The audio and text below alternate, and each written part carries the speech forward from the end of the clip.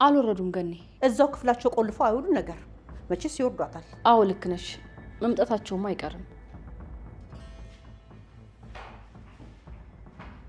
መጣች ደግሞ ይቺ። ታባክሽ ለዚህ ብለሽማ እንዳትነደች። ታባቷ ቀረች። በዚህ ሁኔታዋማ የምትነሳም አይመስለኝም። ይሄን ይዘው ጥፍ ብላለች። ቆይዣት ልምጣ። አዎ በቃ ይዛለች ነው።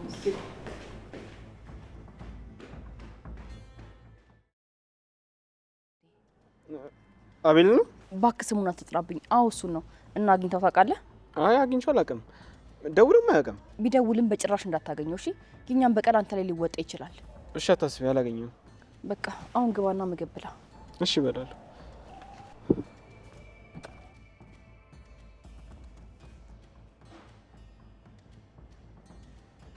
ቻው ሳይልሽ ሄዳ አይደለ? ገብተሽ እኮ ስለቆየሽበት ነው። አዎ እንደ ቆየው ገብቶኛል። እኛም ያላሰብነው ነገር አጋጥሞን ነው። ወንድምሽ ተናዶ አየሁት። ምን ሆኖ ነው? በጠይቅ ችግር የለውም አይደል? አረ ችግር የለውም። እቺ ሉሊት እኮ ነች። የማታመጣብን ነገር የለም። በሷ ምክንያት ነው የተናደደው።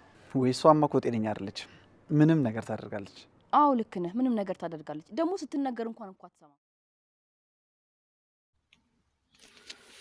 ሰላም ሰላም፣ ጤና ይስጥልኝ ውድና የተከበራችሁ የሀረግ ዩቲዩብ ቻናል ተከታታዮች በሙሉ በያላችሁበት ሰላማችሁ ብዝት ይበልልኝ። እንዴት ቆያችሁ እያልኩኝ ዛሬ ደግሞ በሀረግ ክፍል መጥቻለሁ ማለት ነው። እንግዲህ እንደምታውቋት ነፂ በጣም ደስተኛ ሆናለች። እንግዲህ ወይዘሮ ሉሊትም ያልሆነ ችግር ውስጥ ገብታለች ማለት ነው። እንደምታውቁት ቦታውን የሸጠችው ለነሱ ልጅ ብላ ነው። ምክንያቱም ልጁን ለማስመለስ ስትል ቦታውን አስዛ ነበረ ቤቱ ማለት ነው። አሁን ላይ እንግዲህ የልጇን አባት አታውቅም እንጂ የልጁ አባት የሆነው የፂ ማለት ነው ዘበኛው ነው። በነገራችን ላይ ደግሞ የዘበኛው ወንድም ሀኒን ይፈልጋታል።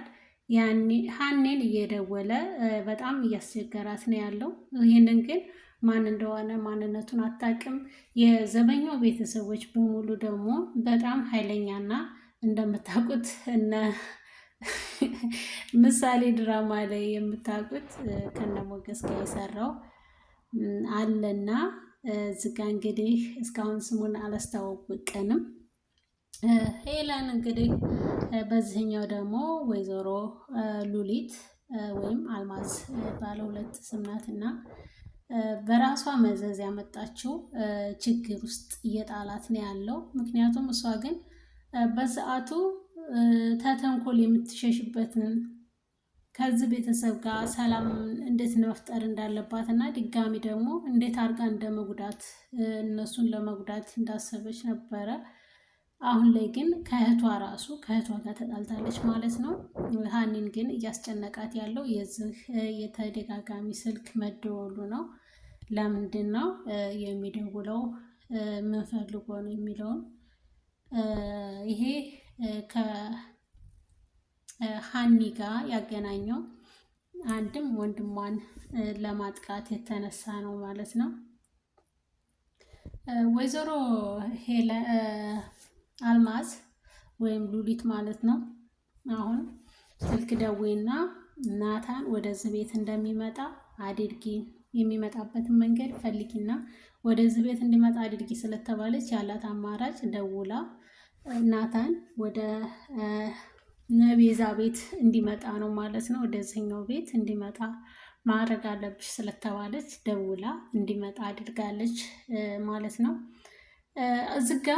እዚህ ቤት ላይ እኔም 15% ግማሽ አለኝ፣ ስለዚህ ይመለከተኛል ሲል ተናግሯል ማለት ነው። ልጁ እንዴት እንደምትፈልግና ምን እንደምታገኝ ደግሞ ና ውጭ እንውጣና እንነጋገር በማለት ውጭ ላይ ወጥተው እንግዲህ እንደ አህያ ሲደባደቡ ነበረ። አይታችኋቸው ከሆነ ናታንም እንግዲህ ከዚህ ልጅ ጋር ምንድነው የምትሰሪው? ውጭ ላይ ምን ትሰሪያለሽ? ብርድ ነው ሂጂ ግቢ ሲላት አዎ በር ልከፍት መጥቼ ነው ወንድሜ አለች ማለት ነው። ለምን መጣሽ? ለምን ውጭ ላይ ምን ትሰሪያለሽ ሲል ድጋሚ የተከፈቱት ፋይሎችሽ ሳይዘጉ እዚህ ወንድ ጋር የምትሰሪያለሽ? ሂጂ ግቢ፣ ደግሞ ምን ወንድሜ ትይኛለሽ ምናምን ብሎ የወንድምነቱን ናታን ተናግሯል ማለት ነው። ሂጂ ግቢ፣ ምን ትሰሪያለሽ ውጭ ላይ ሂጂ ግቢ በማለት እህቱን ያባረራታል ማለት ነው። ወደ ቤት እንድትገባ አደረገ። ይህን ያደረገበትን ምክንያት ከገጠመው ከእስከዛሬው አንጻር ነው። በነገራችን ላይ አቤል ከዚህ ነገር ንጹህ ነው። እንግዲህ ነፂን የደፈራት ዘበኛው ነው። ዘበኛው ደግሞ በጣም የሚወዳትና የሚያፈቅራት ልጅ ነበረች። እሷን ለመበቀል ከእሷ ጋር ተጣልቶ ወጥቶ ጠጥቶ መጣ ማለት ነው። ጠጥቶ ሲመጣ በጣም ሰክሮ ስለነበረ ተኝታ የምትታየው የፍቅረኛው ፎቶ ነው ማለት ነው። ፊቷ ላይ ፊቱ የሚታየው ፊት የፍቅረኛው ፊት ሆኖ እየታየው ስለነበረ እንደሆነች ግን አላወቀም ማለት ነው። ጠዋት ላይ ግን ሲነሳ ያገኛት ናት። እሱ አልካደም አልረሳም እና ለምንድን ነው ከዚህ ማትርቀው በማለት ዘበኛው ለሀኒ ወንድም ይናገራል ማለት ነው። አንተ ምን አገባህ ሲለው ምንም ቢሆን እኮ የልጆ አባት ይመጣል እና ልብህ እንዳይሰበር ነው ይለዋል። እኔ ለምንድን ነው ያንተን ወሬ የምሰማው? አንተ ስለኔ ስለዚህ ምን ታውቃለህ ሲለው ምንም ቢሆን እኮ ወንድ ልጅ ነኝ በኋላ እንዳትጎዳ ብዬ ነው በማለት ሀሳቡን ብሩኬ ይናገራል ማለት ነው። ይህንን ሲነግረው ግን ጆሮ ሰጥቶ እየሰማውም ነበረ ማለት ነው። ቢሰማውም ግን ለእኔ ለምንድን ነው የምትነግረኝ ይሄንን ወሬ ምን ያደርግልኛል ሲል አይ ምክንያቱም ወንድ ልጅ ነህ፣ ካፈቀድካት ደግሞ የልጁ አባት መጥቶ ይወስዳታል። ስለዚህ ልብህ እንዳይሰበር ብዬ ነው፣ እኔ ላንተ ብዬ ነው አለው። አንተ ስለዚህ ጉዳይ ምን ታውቃለህ? ምን አገባህ ሲለው ብሩኬ እየሳቀ ነበረ እንደምታዩት። በነገራችን ላይ በእንደዚህ አይነት ክፍተት ውስጥ ሶስተኛ ሰው ሲገባ የበለጠ ችግሮችን ይፈጥራሉ እንጂ አይሻሉም ማለት ነው። በእህትማማቾቹ መካከል እንግዲህ የምታውቁት የቤቱን ግማሽ ክፍል የተሰጠው ሰው የዚች ደግሞ ፍቅረኛዋ ነው። ይህንን ግን አያውቁም። ፍቅረኛዋ ነው ለሷ። ይቺ ደግሞ እህትማማቾች ናቸው። ወይዘሮ ሄለን እና ይቺ ፂና ማነው ስሟ ደግሞ እነሱ እህትማማቾች ናቸው። አዲሷ ልጅ ማለት ነው እህቷ ናት። በነገራችን ላይ ገነት ታውቅ ነበረ። ገነት ከአሁን በፊት ሰምታለች። ስላንቺ እህትነት እዚህ ቤት ምንም ነገር እንዳታወሪኝ፣ እህቴ ብለሽ እንዳትጠሪኝ፣ ማንም ሰው ማወቅ የለበትም ስትል ተናግራለች። አሁን በእህትነቱ ማንም አያውቃትም። ምክንያቱም ማወቅ ስለሌለባቸው ሚስጥር እንዲወጣ ስላልተፈለገ ማለት ነው። ምክንያቱም ሚስጥሩ ከወጣ ይችም ለብር ብላ እንደመጣች ይታወቃል። ናታንን ደግሞ በትምህርት ቤት ጓደኝነት ይተዋወቃሉ። ነገር ግን ናታንን ለማጥቃት ነው የመጣችው።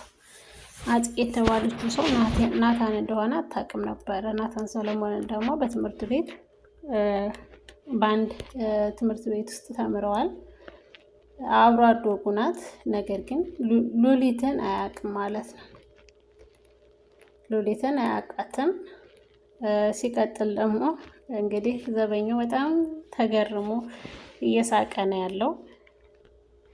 የሳቀበትን ምክንያት እንግዲህ አንተ ስለዚህ ጉዳይ ምን ታውቃለህ ስላለው አይ ምናልባት ደግሞ የልጁ አባት ሲመጣ ልብህ እንዳይሰበር፣ እኔም እኮ ወንድ ልጅ ነኝ፣ ወንድ ልጅ ስለሆንክ ደግሞ ልብህ በትንሽ ነገር ይሰበራል፣ ለዛ ብዬ እንጂ እውነት ነው አይመለከተኝም በማለት ሀሳቡን ግልጽ አድርጎ ነግሮታል ማለት ነው።